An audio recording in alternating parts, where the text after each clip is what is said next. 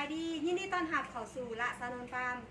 พี่น้องทางบ้านหากต้องการอยากปลูกถั่วงอกบ่เคยมีความรู้บ่เคยมีประสบการณ์ในการปลูกถั่วงอกทางฟาร์มเฮายินดีเป็นพี่เลี้ยงให้พี่น้องกับพอตู้คำพงเนาะอยู่ทาง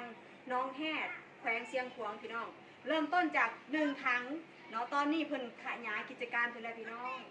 เนาะทั้งเบิดนี่จะเตรียมจัดส่งไปให้พอตู้นั่นเองหากพี่น้องทั้งบ้านเนาะหรือเขตใกล้เคียงหากต้องการถั่วงอกแบบสดๆก็สามารถอุดหนุนพอตู้ขึ้นได้พี่น้องและเส้นเก่าเส้นเคยก่อนการส่งมอบทุกๆเทื่อเฮาก็จะมาทดลองอุปกรณ์ทั้งเบิดนี่เนาะพี่น้องให้พี่น้องเบิ่งว่าอุปกรณ์ของเฮานี่เฮ็ดเวียกบ่พอตู้เพิ่นเอาตั้งแต่ได้น้ำเนาะแล้วก็ทัมเมอร์แล้วก็ในถั่วเขียวพี่น้องเพิ่นก็จะเอาอาหารเสริมขวดเดียวจบแป้งกันเชื้อราที่ควบคุมเชื้อราได้ดีเยี่ยมพี่น้องจะมีในถั่วแบบพิเศษเพิ่นเนาะแล้วก็จะเป็นสุดน้อยขนาดทดลองก็คืออาหารเสริมแป้งกันเชื้อราอยู่ในนี้ก็จะมีคู่มือพร้อมเพื่อบ่เป็นการเสียเวลาเฮามาทดลองเบิ่งว่าอุปกรณ์ของเฮาเฮ็ดเวียกได้บ่เบิ่งกันเลยและในอุปกรณ์ของเฮาเนาะเฮาจะตั้งโมงไปให้เพิ่น2 ชั่วโมงให้น้ำเทื่อนึงเด้อพี่น้องเด้อและตอนมีไอเดททดลองเนี่ยเฮาจะทดลองไปอยู่ที่ตำแหน่งออโต้ตัวไปใช้งานจริงอยู่ในตำแหน่งออโต้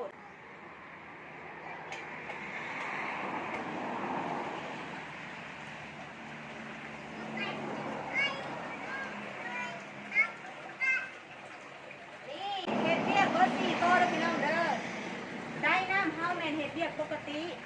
ข้ามมือก็เฮ็ดเวียกปกติเช่นเดียวกันพี่น้องนี่สุดมาเลย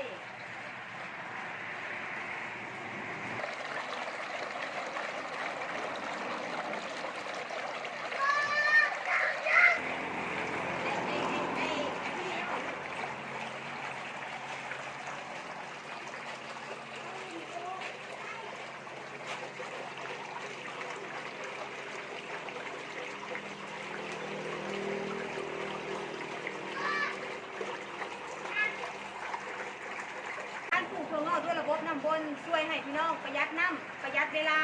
และช่วยจัดการให้พี่น้องทั้งบ้านเนาะเฮ็ดเวียกได้ง่ายขึ้นนั่นเองทางพี่น้องทั้งบ้านเนาะมีพี่มีน้องที่ปลูกถั่วงอกอยู่แล้วอยากปลูกเปลี่ยนการปลูกถั่วงอกแบบเก่าๆมาลองปลูกถั่วงอกด้วยระบบน้ำบนแบบนี้ก็สามารถศึกษาทางหลักสนุนตามได้ทางเฮายินดีให้คำแนะนำเนาะในการบ่ว่าจะเป็น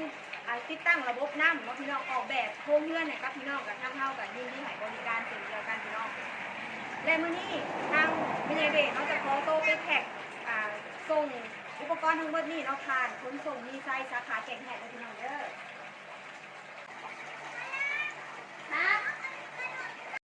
อุปกรณ์ชิ้นนี้หวังว่าจะสร้างประโยชน์ให้โตตู้ก็ร้ายก็หน่อยเนาะฝากไว้น้ำเด้อพี่น้องเด้อปั๊มน้ำ1 โต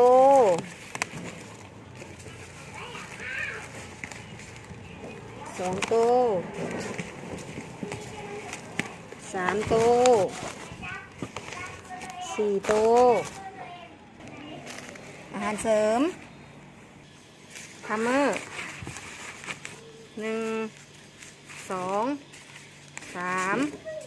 4อันนี้จะเป็นสุดน้อยมีอาหารเสริมแป้งกันเชื้อราแล้วก็มีแสลงมีบ่วงมีคู่มือให้เด้ออันนี้จะเป็นแป้งกันเชื้อราก็มีคู่มือให้มีแสลงให้นี่เลย